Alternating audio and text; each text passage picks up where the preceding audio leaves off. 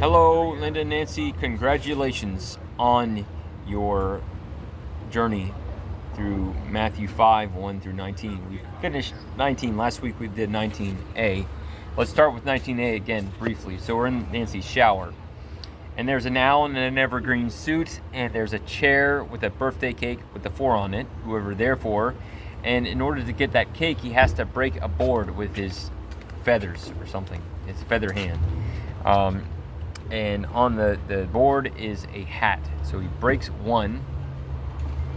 And then out of that board comes a dove with a crucifix on its neck, followed by a leaf, or like a dove surfing on a leaf. I don't know. Whoever therefore breaks one of the least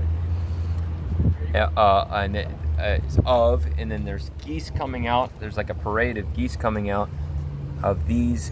And then finally we look over and there's a cat, a Torah cat, a rabbi cat pointing with his claw at the Torah scroll. Commandments and teaches, and there's a bunch of men sewing, men sew.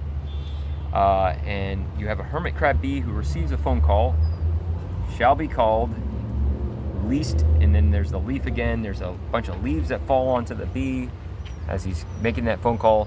And we look up and there's a red roof inn, but that turns into the kingdom of heaven. Whoever therefore breaks one of the least of these commandments and teaches men so shall be called least in the kingdom of heaven. Part B. And then out of the kingdom of heaven is an owl in an evergreen suit rolling a peach under his feet. But whoever, and then you have a dove, a rabbi dove teaching a thin hen with a dress, right? A thin hen. It's got the hem of a dress. It's got lace. It's a Depression era dress. It's dirty dress that this woman, this thin hen is wearing. But whoever does and teaches them, and then there's He-Man there with a hermit bee on his shoulder. He receives a phone call, called, and then finally we got a pile of leaves that fall on him, least. Oh no, I'm sorry, not least. Sorry.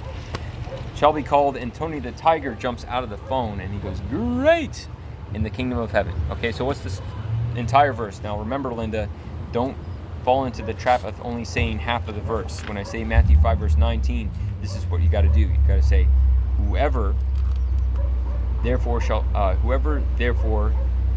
breaks one of the least of these commandments and teaches men so shall be called least in the kingdom of heaven.